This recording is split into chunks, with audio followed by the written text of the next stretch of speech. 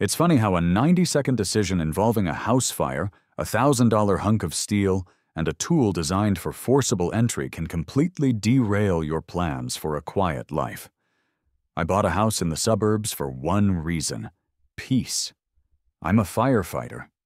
My day job is a carefully managed symphony of chaos, sirens, and things being on fire that shouldn't be. When I clock out, I want the opposite of that. I want the sound of crickets, the smell of freshly cut grass, and the biggest decision on my agenda to be the eternal battle of charcoal versus propane. I found what I thought was the perfect place: Oak Haven Estates. The name itself sounded tranquil, like a place where the biggest drama was a rogue squirrel stealing birdseed. The lawns were an aggressive, uniform shade of emerald. The houses were all painted inoffensive shades of beige, and a stately black iron gate stood at the entrance, giving the whole place an air of exclusive tranquility. What I failed to properly appreciate was that the gate was both a symbol and a warning. It wasn't there to keep bad people out. It was there to keep the good people in line, that is. And the keeper of that gate, the warden of my new picket fence prison, was a woman named Carol Patton. My new life of peace was over before I'd even finished unpacking the moving truck. It just took a little fire to show me the truth. My first week in Oak Haven was a blur of cardboard boxes and that unique lower back pain you can only get from assembling IKEA furniture with a tiny Allen key. I was living the dream. I had a mortgage the size of a small country's GDP, a lawn I was now legally and spiritually obligated to maintain, and a 2-car garage that, for the first time in my adult life, would actually contain a car. Plural, eventually. The sales pitch had been all about community and shared values. What that translated to, I soon discovered, was a 300-page leather-bound document left on my new granite countertop. The Oak Haven Estates Covenants, Conditions, and Restrictions. It was a masterpiece of bureaucratic sadism. I skimmed it, laughing at what I assumed were absurd suggestions. Article 4, Section 2A. Holiday decorations, secular or non-secular, may not be erected more than 21 days prior to the recognized date of the holiday and must be fully dismantled within 72 hours of its conclusion. So much for my year-round Festivus poll. Article 6, Section 7C. All lawn care equipment must be stored out of sight when not in active use. The definition of active use shall not exceed a period of 45 minutes of inactivity. I pictured a stopwatch-wielding sniper hiding in the bushes. Article 9, Section 3. F. No resident shall engage in major automotive repair on their driveway. Major includes, but is not limited to, oil changes, tire rotations, and the replacement of windshield wiper fluid if it takes longer than 10 minutes. I tossed the book onto a stack of newspapers, figuring it was the kind of thing no one actually took seriously. It was like reading the terms and conditions for a software update. You scroll, you click, agree, and you hope your laptop doesn't explode. My first real taste of the Oak Haven way of life came on a Tuesday morning. It was trash day. I'd dutifully wheeled my regulation-sized earth-tone bin to the curb at 6:55 a.m. The truck came at 10 a.m. I was on a conference call for work, a mandatory online training about the dangers of combustible dust that was somehow less interesting than watching paint dry, and I forgot to bring the bin back in immediately. At 2:15 p.m., my doorbell rang. Standing on my porch was a woman who looked like she was sculpted from disapproval. She was in her 50s, wearing a pastel pink tracksuit that was probably more expensive than my car, and had a blonde helmet of hair so rigid it looked like it could deflect small arms fire. Her smile was a perfect, terrifying curve that didn't involve her eyes in the slightest.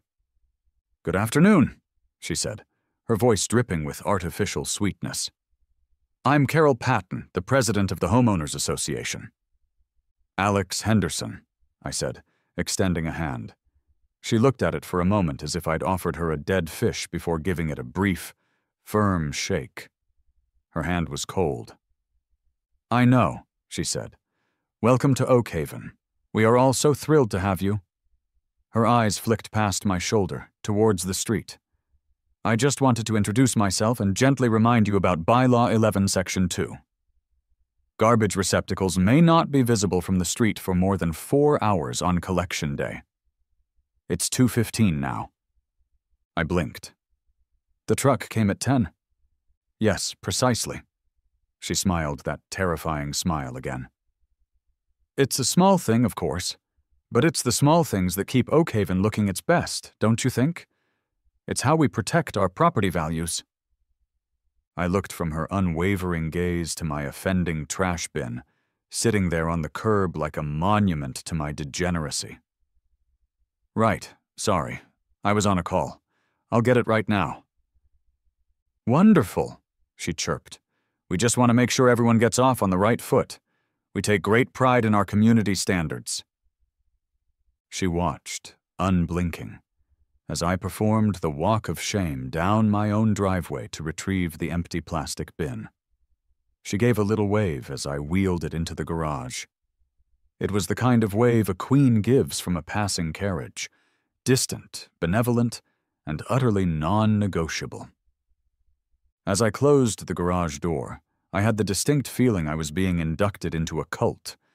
The dream of a quiet life was still there, but now it had a warden, and she wore pink velour. The incident, the one that would forever brand me as Oakhaven's resident barbarian, happened on a Saturday. It was one of those perfect early fall afternoons. The sky was painfully blue, the air was crisp, and I was on my living room floor, surrounded by the baffling components of a Swedish bookshelf called the Fjalbo. The instruction manual was just a series of pictograms featuring a cheerful but unhelpful cartoon man who was clearly mocking my incompetence. That's when I smelled it. At first, it was just a faint, greasy whiff. I figured someone had fired up their grill and was having a bit of a mishap with a particularly fatty burger. In Oakhaven, that qualified as front-page news. But the smell didn't fade. It got thicker, sharper, with the acrid bite of burning plastic. This wasn't a burger. This was a problem. I stood up and looked out the front window. 2 houses down, on the other side of the street, a plume of dirty gray smoke was pouring out of the kitchen window of Dave's house. Dave was my neighbor, a mild-mannered accountant in his 40s, who I'd bonded with over a shared love for unnecessarily complicated lawn fertilization schedules. He was a good guy, and his house was on fire. The training kicked in instantly. The part of your brain that panics gets shoved into a little box, and the part that follows a checklist takes over. I grabbed my phone, dialed 911, and walked out the front door as I gave the dispatcher the address. Single-family residence, 2 stories. Smoke showing from a window on the first floor, Alpha side. Looks like a kitchen fire. I was already jogging across my lawn. Dave was on his front yard, covered from head to toe in white powder from a fire extinguisher. He was flapping his hands, his face a mask of pure panic. "My cat!" he yelled, his voice cracking. "Mittens is still inside. I couldn't find her." "Stay here, Dave," I said, putting a hand on his shoulder. "They're on their way. Don't go back in."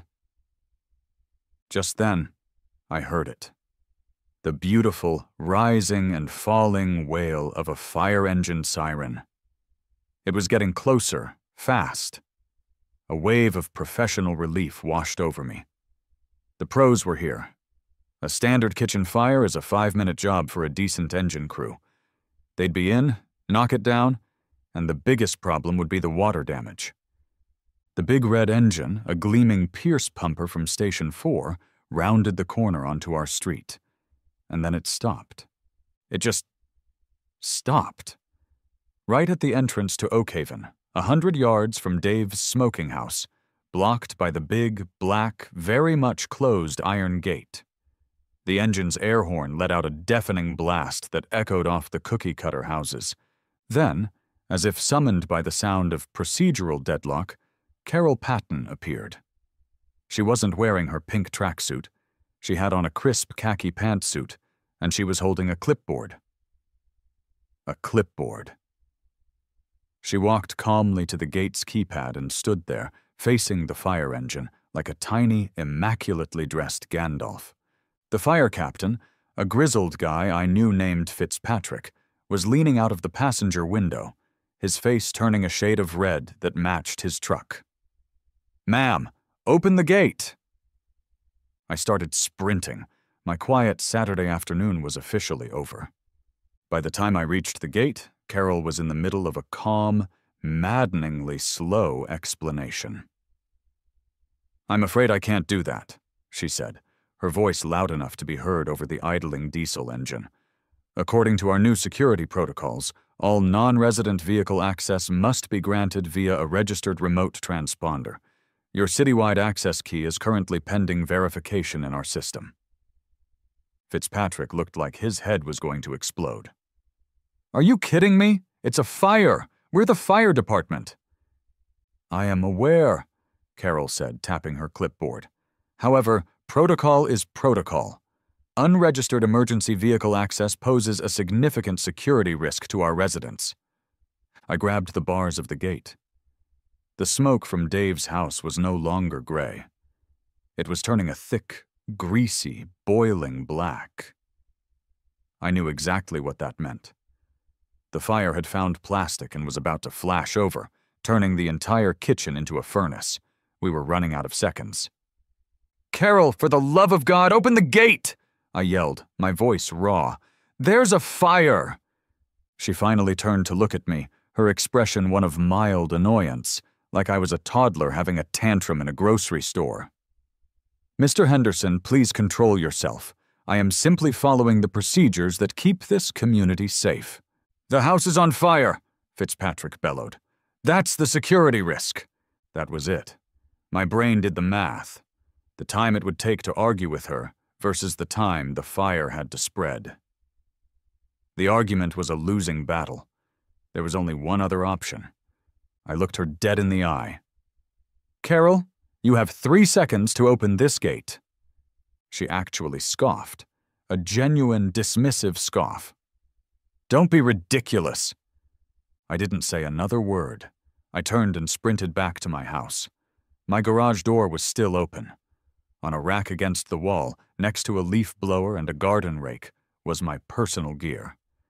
And leaning next to it was my friend, my confidant, my universal key, a 30-inch drop-forged steel Halligan bar. I grabbed it. The familiar weight felt good in my hands. I ran back to the gate. The whole exchange, from the engine arriving to that moment, couldn't have been more than 90 seconds. "Mr. Henderson, what do you think you're doing?" Carol shrieked as I approached the gate's magnetic lock. I didn't answer. I set the adze end of the Halligan into the gap between the gate and the post. I leveraged my weight against it. The metal creaked. I repositioned, got a better bite, and put my entire body into it. There was a loud groan, then a sharp crack as the mounting bracket for the electronic lock sheared off its bolts. I slammed the fork end into the damaged frame and heaved. With a tortured screech of twisting metal, the lock failed completely. I threw my shoulder into the massive iron gate and shoved it inward, clearing a path. I turned to Fitzpatrick, the Halligan resting on my shoulder. "You're clear." He stared at me for a half-second, a slow grin spreading across his face. Then he nodded to his driver. The engine roared to life, thundering past the broken gate and the stunned, speechless Carol Patton. As it passed me, Fitzpatrick gave me a thumbs up. I stood there, breathing heavily, holding a tool designed for breaking and entering, the mangled gate hanging crookedly on its hinges. The quiet life was officially canceled. I was at war. The firefighters from Engine 4 made short work of the fire. Just as I'd suspected, it was a grease fire on the stove that had extended to the cabinets. They had it knocked down in minutes, pulling the burned cabinets out onto the lawn and setting up a large fan to ventilate the house. Dave, looking immensely relieved, came over and clapped me on the back. He was holding a slightly sooty but very much alive cat. Mittens looked unimpressed by the whole ordeal. "Man, I can't thank you enough," Dave said, his voice shaky. You saved my house and Mittens." The cat meowed in what I chose to believe was gratitude. The neighborhood, of course, was out in full force. They stood on their perfectly manicured lawns in little clusters, whispering and pointing. I was the center of attention, the guy who had a shouting match with Carol and then went medieval on the front gate. I was half hero, half neighborhood menace. Just as the firefighters were starting to pack up their hoses, a police cruiser rolled quietly up the street and parked behind the fire engine. 2 officers got out. One was a classic veteran cop, probably a few years from retirement, with a mustache that had seen things and a world-weary sigh permanently etched onto his face. This was Officer Miller. His partner was young, bright-eyed, and looked like he'd just graduated from the academy yesterday. Officer Davis. Carol, who had been standing silently by the broken gate, a thundercloud of pure fury gathering around her, sprang into action. She marched over to the officers, dabbing at her eyes with a tissue that was conspicuously dry. "Oh, thank goodness you're here, officers!" she cried, her voice trembling with manufactured distress. "I've been assaulted, and look what he did to our community property." Miller and Davis exchanged a look. It was the universal cop look for, "Here we go." They ambled over to where I was standing with Dave and the fire captain, Fitzpatrick. Carol followed, staying at a safe distance from me as if I might suddenly hulk out and try to flip her car over. "Folks, what seems to be the trouble here?" Officer Miller asked, his voice a gravelly monotone. Before I could speak, Carol launched into a dramatic, Oscar-worthy monologue. "That man," she said, pointing a trembling finger at me, "flew into an uncontrollable rage. I was simply trying to maintain our security protocols when he started screaming at me. He threatened me, and then he took that crowbar and destroyed our custom ironwork gate. It's thousands of dollars of damage." Fitzpatrick stepped forward, wiping soot from his face. "With all due respect, ma'am, that's a load of crap." Officer Miller turned his placid gaze to the fire captain. "Captain Fitzpatrick, good to see you. Care to translate that into official police report language?" "Gladly," Fitzpatrick said, crossing his arms. "We arrived to a working structure fire. That woman," he nodded at Carol, "refused to open the gate, blocking access for my engine. She was quoting rule books while the house down there was burning. Alex here," he clapped me on the shoulder, "is a firefighter. He recognized the emergency, and when she wouldn't act, he did. He forced the gate. His actions were not only necessary, they were textbook. He absolutely did the right thing and prevented this from becoming a whole lot worse." Officer Miller sighed. The sound of 1,000 domestic disputes rolled into one. He clicked his ballpoint pen. "So, let me get this straight. You?" He pointed the pen at Carol. Prevented a fire truck from accessing a fire because of a security protocol." "He destroyed our gate," Carol insisted, her voice rising in pitch. "It's community property. That's vandalism." "It's a gate," I said, unable to help myself. "It opens, or well, it did." Miller turned to me, his expression unchanging. "And you used a what-a-majig." "A Halligan bar," I corrected. "A hooligan bar," he continued deadpan, "to open it." I saw Officer Davis stifle a smirk. "Halligan," I said. "And yes, to let the fire truck in. To the fire." Miller looked from me to Carol, then to the burned-out kitchen window of Dave's house, then back to the mangled gate lock. He wrote something down in his little notebook, then clicked his pen shut. "All right," he said, addressing Carol and me. "Here's what's going to happen. No one is under arrest. Captain Fitzpatrick's testimony indicates this was an act of necessity to prevent a greater harm, which is a pretty solid defense against a destruction of property charge. He held up a hand as Carol started to protest. However, property was damaged. That makes this a civil matter. You, he looked at Carol, will have to take it up with your homeowners association. You, he looked at me, should probably avoid breaking anything else, necessary or not. Got it? I nodded. Got it. Carol looked like she'd just swallowed a lemon. But the liability? That's for the lawyers and insurance companies to figure out, Miller said, already turning to leave. Have a lovely day. He and Davis walked back to their cruiser, Davis giving me a quick, subtle nod of approval as he passed. The fire truck packed up and left. The neighbors slowly dissipated, their appetite for drama satisfied for the day. It was just me and Carol, standing 30 feet apart in the quiet afternoon. The war had begun, and the first battle was over. There was no victory parade, no treaty signing. There was only the sight of the broken gate hanging between us and the look on Carol Patton's face. It was a look that promised fines, filings, and a future filled with certified letters. My quiet, peaceful life was officially a smoldering ruin. The first official salvo of the Great Gate War arrived 3 days later.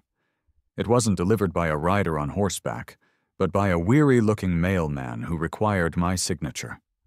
It was a certified letter, thick and menacing, bearing the Oakhaven Estates HOA crest, an oak tree in a perfect circle that now looked vaguely threatening.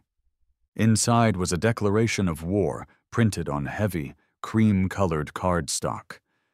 It was a formal notice of violation, a document so steeped in passive-aggressive legalese it must have taken a team of lawyers and a focus group of petty tyrants to draft. It cited my flagrant violation of community bylaws, Section 7, Paragraph 4, willful destruction of common property and amenities. It detailed my unauthorized use of a demolition tool and my aggressive and non-compliant behavior toward a board member in the execution of her duties. The letter concluded by summoning me to an emergency executive board meeting to be held in 2 days. The purpose of the meeting, it stated, was to review the incident, assess damages, and determine appropriate sanctions. Attached to the back, with a gold paperclip, was a preliminary invoice. My eyes scanned the page, landing on a number that made my stomach do a backflip. It was an emergency gate replacement assessment for the sum of $15,742.50. They had apparently sourced the original gate from a family of 18th-century master blacksmiths who forged it in the heart of a dying star. The meeting was held in Carol's living room. The room was a monument to beige, so immaculately clean and sterile, it felt less like a home and more like a high-end furniture showroom where no one was allowed to sit. The only splashes of color came from the dozens of porcelain dolls staring from glass cabinets, their cold, dead eyes following my every move. I was pretty sure one of them blinked. The executive board consisted of 3 people. There was Carol, of course, seated at the head of her polished mahogany dining table like a queen holding court. To her right was a man named Gerald, the HOA treasurer. He was a small, mousy man with a comb-over so thin it looked like a barcode. He spent the entire meeting staring intently at a knot in the wood grain of the table, refusing to make eye contact with me. To her left was Brenda, a stern, silent woman in her 60s who was knitting a scarf with a level of furious concentration, usually reserved for bomb disposal. She was the secretary, and her only contribution to the proceedings was to nod whenever Carol paused for breath. Dave came with me for moral support, and a few other curious neighbors shuffled in, sitting on Carol's plastic-covered sofas like spectators at a public execution. Carol began the meeting by tapping a gavel, a real, honest-to-God gavel on the table. "This emergency session of the Oakhaven Estates Executive Board is now in order," she announced to the room of 7 people. She then proceeded to launch a PowerPoint presentation on a large television screen she had set up. The first slide was titled, "The Unprovoked Incident of October 12th."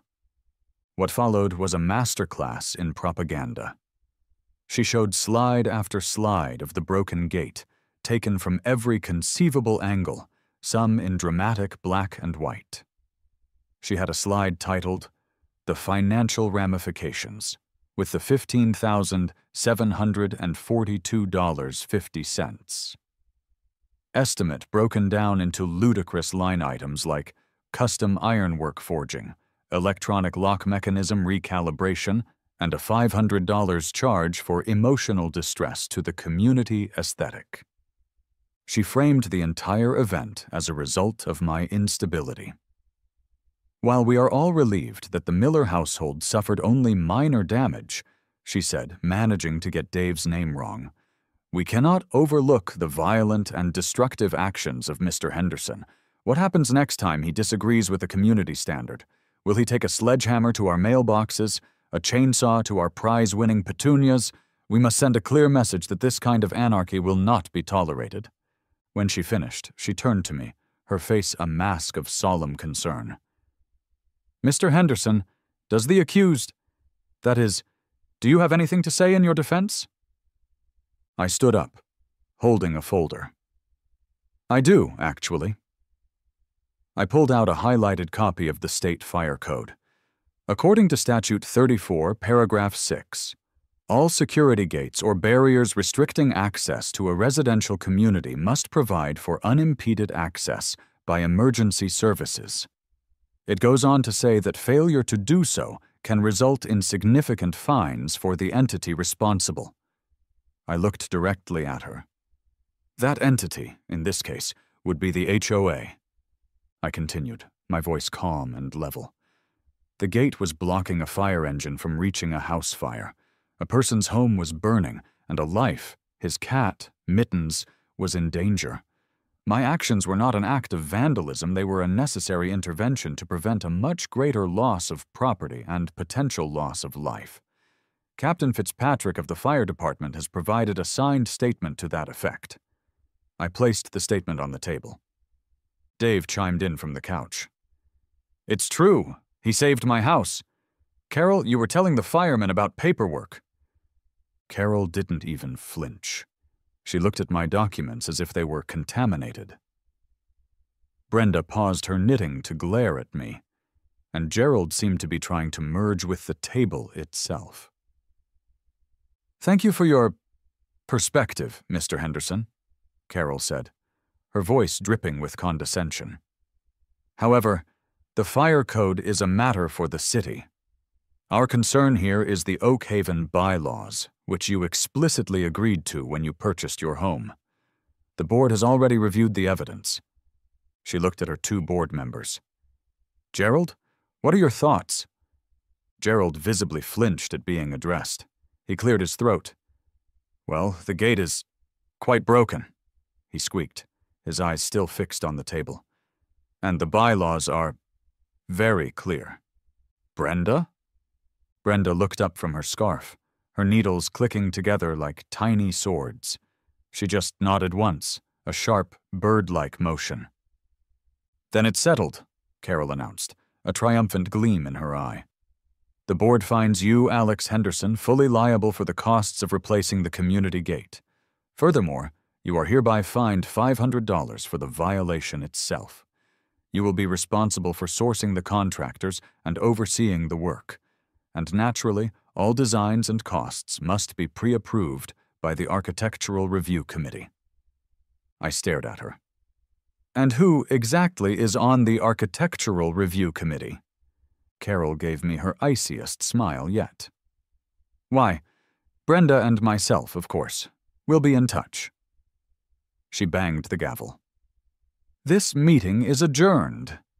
I walked out of her beige temple of tyranny and into the afternoon sun, my head spinning. I was no longer just a resident. I was now the unwilling and completely unfunded project manager for the most expensive, politically charged gate installation in human history. The war was just getting started. My mission, which I had no choice but to accept, was to replace the gate.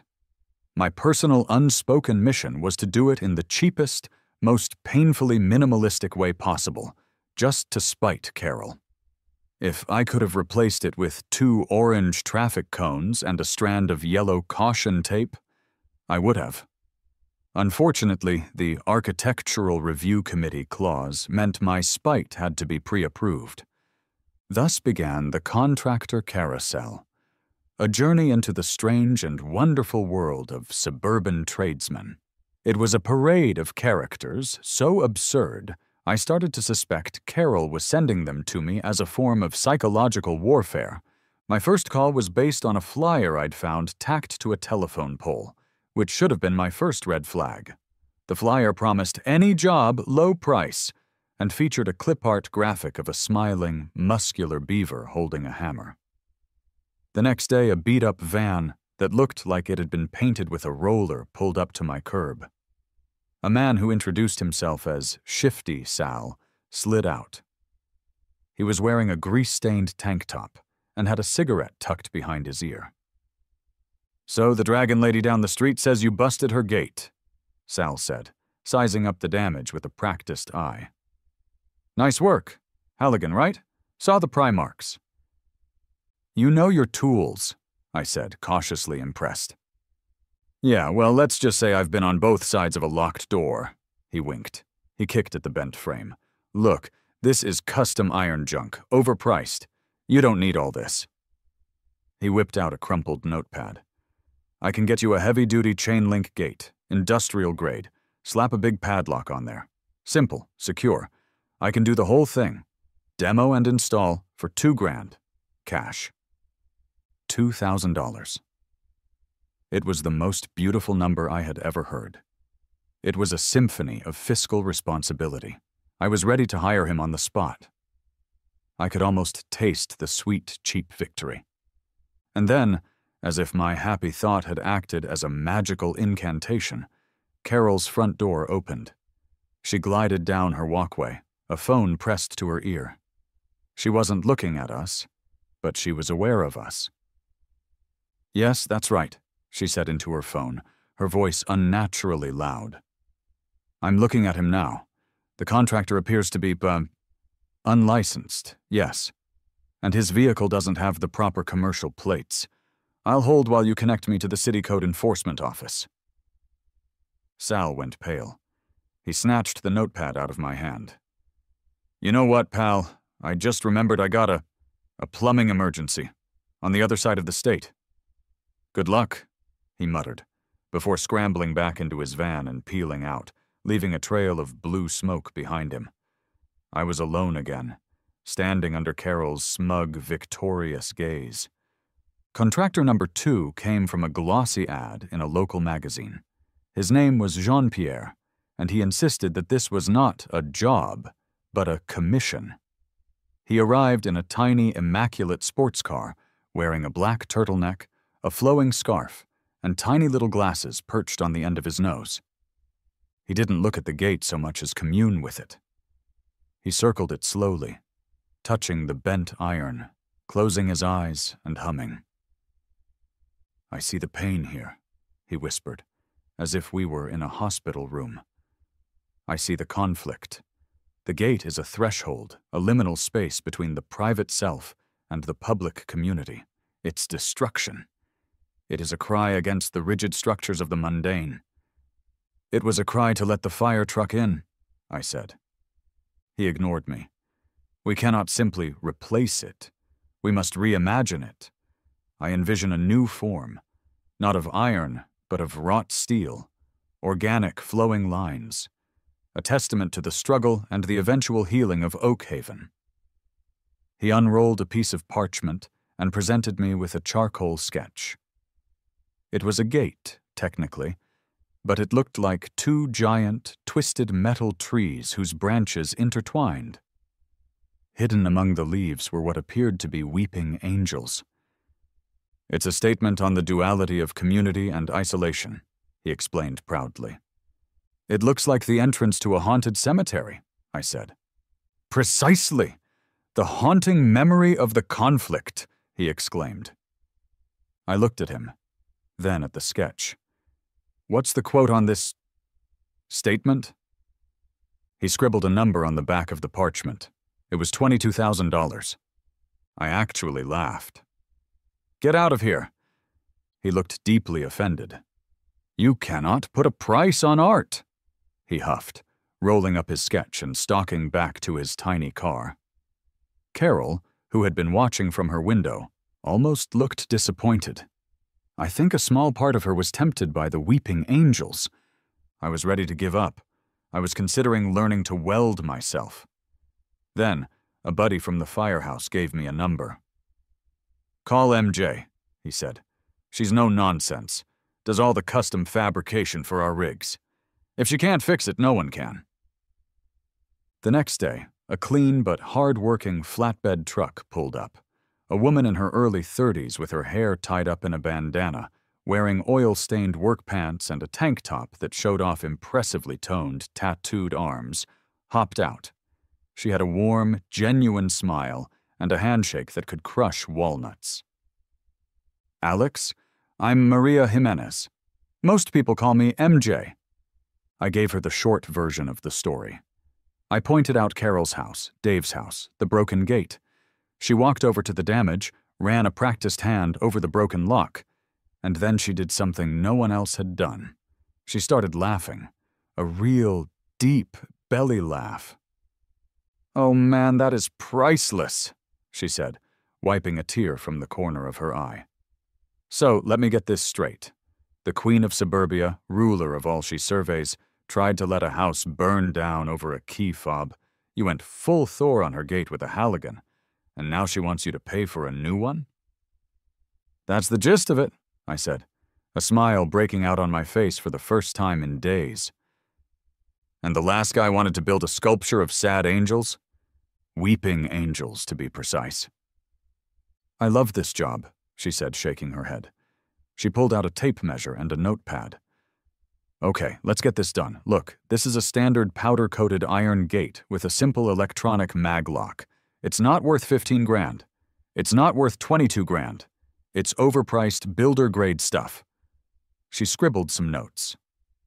"I can fabricate an identical one, better welds, higher-grade steel for about 6. And that includes a new lock system that's hardwired to the emergency services frequency, so this never happens again." I stared at her. "You're hired." "Good," she said, grinning, "because I have a feeling this is going to be a fun project. We'll build her a gate so boringly functional, so utterly and completely by the book, it'll drive her insane." For the first time since this whole mess started, I felt a spark of hope. I wasn't just a victim anymore. I had an ally, and she had a blowtorch. With MJ on the job, a formal proposal for a new, perfectly compliant gate was submitted to the Architectural Review Committee, that is, Carol's dining table. Carol, faced with a quote that was both reasonable and professionally detailed, had no legitimate reason to reject it. I could feel her rage simmering through the terse, one-sentence approval email she sent me.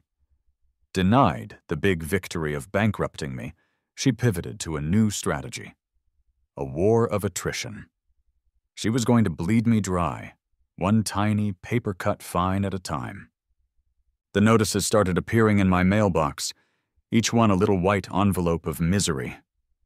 The first was a $25 fine for lawn height irregularity. A photo was attached, with an arrow pointing to a single dandelion that had dared to grow a quarter-inch taller than the surrounding blades of grass.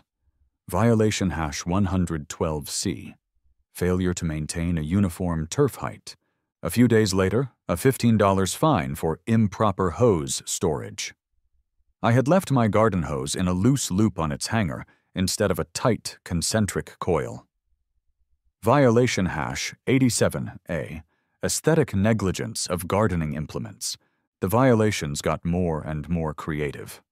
I received a formal warning for excessive decibel output from a garage environment after I dropped a wrench while trying to hang a bike rack. The noise had apparently disturbed the afternoon tranquility of the community. Another warning arrived for non-approved color variation in mulch. Apparently, my cypress mulch had faded from a vibrant sienna to a more subdued burnt umber, which clashed with the official Oakhaven palette. Carol was a master of this game. She was turning my dream home into a minefield of trivial infractions. Every time I stepped outside, I felt her eyes on me, her rule book clutched in her hand, ready to find fault with the very way I existed. The peace and quiet I'd moved here for had been replaced by a constant, low-grade anxiety. For a week, I just paid the fines, grinding my teeth. But then came the final straw. $50 fine for an unapproved seasonal display. The display in question was a small, tasteful autumn wreath my mother had sent me, which was hanging on my front door. That was it. My own mother's wreath. The line had been crossed. The passive resistance was over. It was time for a new strategy: malicious compliance. I spent an entire weekend with a pot of coffee and the 300-page HOA Bible. I read every line, every subclause, every ridiculous addendum. I was no longer just a resident. I was becoming a scholar of suburban law, a Talmudic master of the Oakhaven covenants, and I was ready to fight back. I started with the wreath. I filed a formal appeal of the fine. In my appeal, I cited Article 4, Section 2C, Addendum 2, which I had discovered on page 247. It stated that while holiday-specific decorations were strictly regulated, seasonal, non-denominational botanical arrangements under 24 inches in diameter are permissible. I attached a definition of botanical from the Merriam-Webster dictionary and a signed affidavit from my mother confirming the wreath contained no religious iconography. At the next monthly board meeting, held again in Carol's doll-infested living room, I was given 3 minutes to state my case. I used the full 3 minutes to deliver a bone-dry, monotonous speech on the legal and botanical distinctions between a Christmas wreath and a seasonal wreath. I saw Gerald starting to nod off. By the time I finished, even Carol looked exhausted. She had no choice but to begrudgingly waive the fine. It was a small, pointless victory, but it felt like winning the Super Bowl. The game was on. My lawn was now my masterpiece of compliance. I mowed it 3 times a week, using a ruler to ensure it never deviated from the mandated 2.5-inch height. Before planting a single rose bush, I submitted a 12-page landscape alteration proposal, complete with soil analysis reports, a projected growth chart, and watercolor renderings of the bush at various stages of maturity. My coiled hose became a work of art, so perfectly concentric it looked like it was generated by a computer. I began sending Carol daily emails with a time-stamped photograph of the hose as proof of my continued compliance. I CC'd Gerald and Brenda on every single one. Subject: Daily Hose Compliance Report, October 24th. Body: Dear esteemed board members, please find attached photographic evidence of the garden hose at 142 Oak Street, coiled in accordance with bylaw #87A. Time of photo: 8 o'clock EST. Regards, Alex Henderson. The neighborhood started to notice. My quiet rebellion was becoming a spectator sport. I saw more smiles and waves from my neighbors. Dave, my partner in crime, became my intelligence officer, reporting on Carol's movements and moods. One afternoon, I found a 6-pack of a local craft beer on my porch with an anonymous note that just said, "For the good fight. Keep it up." The 1,000-cut campaign was no longer just being waged against me. I was now waging it right back. Carol wanted to play by the rules? Fine. I would follow her rules so perfectly, so obsessively, that I would drive her completely, utterly insane. The war wasn't about the gate anymore. It was about my sanity and my mother's wreath. 2 weeks after the board meeting from hell, I got the call I'd been waiting for. It was MJ. "Your chariot awaits, my friend," she said, her voice crackling with energy over the phone. "Or, your gate. One brand new, boringly compliant, gloriously over-engineered slab of iron is ready to go. The powder coat is cured, the electronics are tested. We can install it tomorrow morning, 9 a.m. sharp." Relief washed over me. This was it. The final chapter of the gate saga. Once it was installed, I could finally put this whole stupid, expensive mess behind me. I could go back to my regularly scheduled life of grilling and avoiding yard work. "MJ, you're a lifesaver. Tomorrow at 9 sounds perfect. I'll have coffee ready." "You're a gentleman and a scholar," she laughed. "See you then." I felt a genuine sense of lightness as I hung up. Victory was in sight. Of course, I should have known Carol Patton wouldn't make it that easy. My fatal mistake was underestimating the sheer depths of her pettiness. That evening, as I was taking out the recycling, at the approved time, in the approved bin, I saw it. Taped to the inside of the glass on the community bulletin board near the mailboxes was a freshly printed notice. The headline, in an aggressive, bold font, read, "Attention Oak Haven residents. Immediate update to common area protocols." My blood ran cold. I walked over and read the fine print. Effective immediately, as of 9 p.m. this evening, all major common area installations, repairs, or modifications require a 72-hour written notice to be filed with the board. A preliminary site review by the Architectural Review Committee must be conducted prior to the commencement of any work. Failure to comply will result in a minimum fine of $1,000 and a stop work order. The notice was signed, in a flourish of self-importance, by Carol Patton, President. It was so blatant, so transparently aimed at me that I had to laugh. She had waited until the last possible moment to invent a brand new rule specifically to screw me over. My 9 a.m. installation was now illegal. I'd have to file the paperwork, wait 3 days, and let Carol and Brenda come and review the site, a process I was sure they would drag out for weeks. I stormed back to my house, my mind racing. I called MJ. "You are not going to believe this," I said, and explained the notice. I expected her to be furious, to curse, to cancel. Instead, there was a long pause on the other end of the line, and then she started to chuckle. "That old battle axe has some moves, I'll give her that," MJ said. "Okay, so the new rule is effective at 9 p.m. tonight." "Yeah," I said, defeated. "She's got us." "Does she?" MJ asked, and I could hear the grin in her voice. "The rule isn't effective until 9 p.m. Our installation was scheduled before the rule even existed, and it's only... What time is it now?" I checked my watch. 7:30. "Well then," she said, her voice dropping to a conspiratorial whisper, "it looks like we're doing a midnight installation. Be ready in an hour. And get your neighbor, Dave. We're gonna need a lookout." And so, at 10 p.m. that night, under the faint glow of a half-moon, Operation Trojan Gate commenced.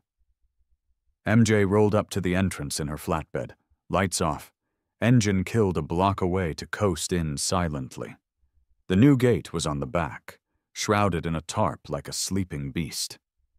Dave, jittery with the thrill of it all, was posted at the corner of the street with a pair of binoculars, tasked with watching Carol's house. His code word, should her lights come on, was, "The eagle is awake." The scene was pure suburban slapstick. We were trying to unbolt the temporary plywood barrier and hoist a half-ton of iron into place without making a sound. Every clank of a wrench echoed like a gunshot in the still night air. We used hand tools instead of power tools, a process that was slow and grueling. At one point, a neighbor's beagle started yapping, and we all froze, hiding behind a large ornamental shrub like characters in a cartoon. The most surreal moment came around midnight, We were struggling to align the gate on its hinges when I saw a flicker of light in a window down the street. It was Gerald, the mousy treasurer. He was standing in his window, silhouetted, just watching us. My heart sank. He was going to call Carol. This was it. We were busted. He stood there for a long moment. I could feel his indecision from 100 feet away. Then, slowly, he raised a hand and gave us a small, almost imperceptible nod. He pulled his blinds shut. Gerald, the meekest man in Oakhaven, was on our side. The rebellion was growing. Buoyed by our silent new ally, we worked with renewed purpose. By 4 a.m., it was done. The new gate was hung, wired, and tested. It was beautiful in its sheer, boring competence. It looked exactly like it was supposed to. We cleared out, leaving no trace of our clandestine operation. I set my alarm for 6 a.m. and sat on my front porch with a large, steaming mug of coffee, waiting.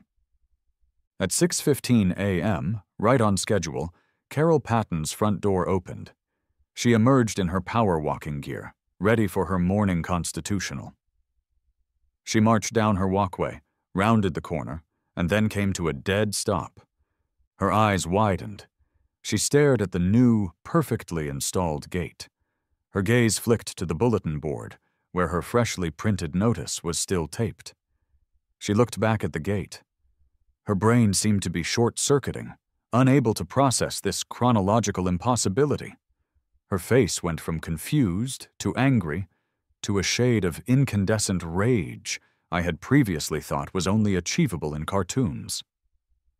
I took a slow, deliberate sip of my coffee and gave her a polite, neighborly wave. She didn't wave back. She just stood there, frozen in the dawn light, utterly, completely, and silently defeated. The battle was won, but I knew with every fiber of my being that she was already planning the next war. The victory of the midnight installation felt good, but it was a hollow one. I had won the battle of the gate, but I was still losing the war for my sanity. Carol's campaign of petty fines didn't stop. If anything, it intensified. My malicious compliance was a fun game, but it was also exhausting. I was spending more time documenting my hose-coiling habits than I was actually living in my house. It was MJ who finally snapped me out of it. She'd come by to check on the gate's alignment, and I was showing her the latest violation notice, a $30 fine for improperly spaced shrubbery. "You know this is never going to end, right?" she said, leaning against her truck. "You can't win by playing her game. She invents the game. As long as she's in charge, you're just a mouse in her maze." "So what am I supposed to do?" I asked, exasperated. "Sell the house? Give up?" "No," she said, a slow, mischievous grin spreading across her face. "You get rid of the maze maker. You fire her." A light bulb went on. The annual HOA general meeting and board election was in 2 weeks. It was usually a formality. Carol always ran unopposed, and maybe 10 people would show up to eat stale cookies and approve the budget. But it didn't have to be. "We need a new strategy," I said to Dave later that evening, as we sat in my garage surrounded by lawn equipment. "A permanent one." Dave, who had been radicalized by his near loss of mittens, was all in. "A coup?" he whispered, his eyes wide with a mixture of fear and excitement. "A coup," I confirmed, "but a legal one. A really, really boring, bureaucratic coup." Our new weapon wasn't a Halligan bar. It was the HOA bylaws themselves. Buried deep in Article 12 was a clause stating that any resident in good standing had the right to review the association's financial records, provided they gave 48 hours written notice. Dave, being an accountant, drafted the most formal, intimidating request for financial disclosure I had ever seen. We sent it via certified mail. Carol, as expected, tried to stonewall us. First, she claimed the request was improperly filed. We sent it again. Then she said the records were currently under review. We sent a letter back citing the bylaw and casually mentioning the phrase fiduciary duty, a term Dave assured me would get her attention. Finally, a week before the election, she relented. A single, dusty cardboard box was left on my porch. It was filled with disorganized receipts, crumpled invoices, and a ledger book with baffling, cryptic entries. It was a mess, clearly designed to be impossible to decipher. But she'd underestimated one thing. She was dealing with a deeply vengeful firefighter and a forensic accountant with a grudge. We turned my garage into a war room. With MJ providing pizza and morale, Dave and I spent the entire weekend hunched over that box. For hours, it was a frustrating mess of landscaping bills and pool maintenance fees. But then Dave found the first thread. "That's weird," he said, holding up a receipt. "This is a bill for $2,000 from Exquisite Blooms and Catering. The ledger says it was for the annual community rosebush planting ceremony." "I don't remember a catering tent at the rosebush planting," I said. "I remember Carol holding a trowel for a photo op and then leaving." Dave's fingers flew across his laptop keyboard. He pulled up Carol's social media profile. And there it was, an album of photos from her daughter's lavish garden party graduation, held on the same weekend as the ceremony. In the background of a photo of Carol raising a champagne flute was a floral arrangement identical to the one on the caterer's invoice. That was the smoking gun. Once we knew what to look for, we found more. A common area security consultation fee of $5,000 paid to a company that, after a quick search, turned out to be registered to her brother-in-law's home address, and it had no website, no phone number, no existence beyond that single payment. A series of board meeting supply expenses from a high-end office supply store that included a Montblanc pen and a leather briefcase. It wasn't grand theft auto, but it was enough. It was a clear, documented pattern of her using the HOA's money as her own personal slush fund. Armed with our evidence, neatly organized in a binder by Dave, we started a quiet, door-to-door campaign. We didn't rally against Carol. We just showed people the numbers. We talked to the family who was fined because their kid's sidewalk chalk art was unapproved graffiti. We talked to the elderly woman who was cited because her bird bath was attracting non-native avian species. In every home, we found another person who had been bullied, fined, and intimidated into silence. The silent majority was finally waking up. The coup was on. The Oakhaven Estates annual general meeting was held in the Camellia Ballroom of a nearby airport hotel. The name was far grander than the reality, which was a windowless beige room with questionable carpeting and the faint, lingering smell of disappointment and stale coffee. About 30 residents had shown up, a record turnout, which made a flicker of unease cross Carol's face as she stood at the podium. She quickly smoothed it over with her signature smile.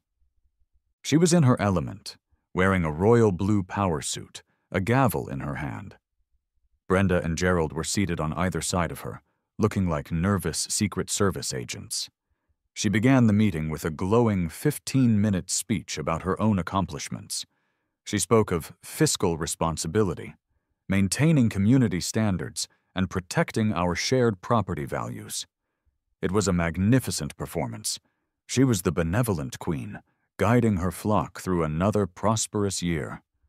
Finally, she finished her speech and moved to the main event. "And now," she announced, "we will move to the election for the board president for the upcoming year. The floor is now open for nominations." She looked out at the crowd, expecting the usual awkward silence before Gerald would dutifully nominate her. That's when I stood up. "I have a few questions about the annual budget before we proceed," I said, my voice calm and loud in the quiet room. Carol's smile tightened. "Mr. Henderson, this is the time for nominations. All budget questions should have been submitted in writing beforehand." "I'll be happy to nominate someone," I said, right after the treasurer clarifies a few line items for us." On cue, Dave stood up from the other side of the room.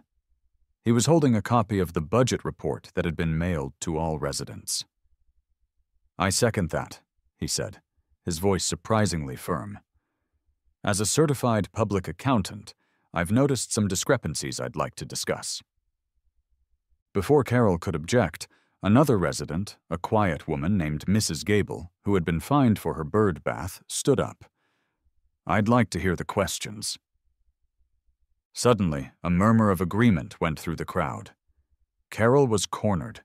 She had lost control of her own meeting. "Very well," she hissed through a forced smile. "The board recognizes Mr. Henderson." This was it. Showtime. I walked to the front of the room, where MJ was waiting by a projector I'd asked her to bring. "Just a few quick points of clarification," I said, as MJ switched the projector on. An image of the receipt from Exquisite Blooms and Catering filled the screen behind Carol. "My first question is about this $2,000 expense for the annual community rosebush planting ceremony," I said. "It seems quite high for an event where, as I recall, residents were asked to bring their own shovels. Carol, could you perhaps elaborate on what this catering involved?" The room went dead silent. All eyes were on Carol. She stammered, That is for community outreach, floral arrangements to beautify the common areas." MJ clicked to the next slide. It was a photo from Carol's own social media, showing her at her daughter's graduation party, standing next to a massive, identical floral arrangement, a champagne flute in her hand. A collective gasp went through the room. "And this payment of $5,000 for common area security consultation?" Dave called out from his seat, standing up again. "The payment was made to Patton Security Solutions. Could you tell us more about this firm? Because according to the state business registry, its address is your brother-in-law's apartment, and its only listed officer is your sister." Carol's face had gone from pale to beet red. "This is out of order. This is a smear campaign. These are lies." The floodgates opened. Mrs. Gable stood up. "And what about the $500 you spent on avian pest control after you fined me for my bird bath? My bird bath that the Audubon Society gave me an award for?" A man in the back yelled, "What about the asphalt resealing fees you charge us every year when the roads are still full of cracks?" The meeting had dissolved into open rebellion. Carol was banging her gavel on the podium, but no one was listening. Her carefully constructed kingdom was crumbling around her. She lost it. "You are all so ungrateful!" she shrieked, her voice cracking with fury. "I have given years of my life to protecting this community from people like him." She pointed a shaking finger at me. "From his trash cans and his loud noises and his ugly wreaths, I built this community. I am this community." In the stunned silence that followed her outburst, Dave walked calmly to the front of the room. "I'd like to make a nomination for HOA president," he said. "I nominate Alex Henderson." I immediately shook my head. "I appreciate that, Dave, but I respectfully decline." I turned to the room. "I don't want to be president. I just want to grill in peace. But I know someone who is fair, organized, and actually cares about this neighborhood." I looked at Dave. "I nominate Dave Miller." Mrs. Gable stood up. "I second the nomination." "All in favor of Dave Miller for HOA president?" I called out. A forest of hands went up. It was nearly unanimous. Carol stared out at the sea of hands that had just deposed her. Her face was a mask of pure, unadulterated shock. She threw her gavel down on the table, where it bounced with a sad little clatter. Without another word, she grabbed her purse, pushed past Brenda and Gerald, and stormed out of the Camellia Ballroom, leaving her tiny beige empire in ruins behind her. The days following the great coup of the Camellia Ballroom felt different.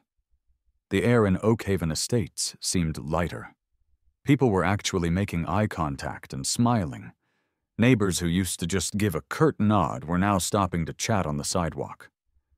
The oppressive cloud of constant surveillance had lifted, and it turned out that underneath it all, Oakhaven was actually a pretty nice place to live. Dave, to his credit, took to his new role as HOA president with a quiet competence I never would have expected. His first official act was to form a bylaw simplification committee, tasked with culling the 300-page rulebook down to a reasonable pamphlet. The rules about hose coiling and mulch color were the first to go. His second act was to draft an official letter from the HOA, formally apologizing to me for the whole gate fiasco and commending my actions. Taped to the letter was a reimbursement check for the full cost of the gate replacement. A week later, I was watering my now fully compliant because the rules were gone rose bush when a moving van pulled up in front of Carol's house. I watched for a few minutes as movers loaded boxes and furniture. Eventually, Carol herself came out, carrying a small box of her precious porcelain dolls. She saw me standing there, hose in hand. We locked eyes across the street for a long, silent moment. I expected a final curse, a glare, maybe a rude gesture. Instead, she just looked tired, defeated. She got into her car without a word and drove away, not even giving the neighborhood a backward glance. That evening, I decided to celebrate. I was out on my back deck, firing up the grill, when MJ showed up with a 6-pack of the same craft beer that had anonymously appeared on my porch weeks earlier. "Figured you might be thirsty," she said, handing me a cold bottle. "You have no idea," I laughed. "To the victor go the spoils." We leaned against the railing, watching the sun set behind the trees. The smell of charcoal filled the air. Down the street, the new gate, my gate, swung open smoothly to let a car in. It was quiet. It was peaceful. It was exactly what I'd wanted when I first moved in. "So," MJ said, taking a sip of her beer, "you went through all that, started a fire, broke down a gate, incited a riot, and overthrew a tiny government all just so you could do this." She gestured at me in the grill. "Pretty much," I said, flipping a burger. "Was it worth it?" I thought about the past few months. The certified letters, the meetings, the contractors, the midnight installation, the sheer, unrelenting stress of it all. Then I looked out at the quiet street, at the sound of kids laughing a few houses down, and I took a long drink of my beer. "Yeah," I said, a slow smile spreading across my face. "It was worth it." The peace and quiet, I realized, is just a little bit sweeter when you've had to go to war for it. Now, if Dave could just do something about Brenda's new wind chimes, everything would be perfect.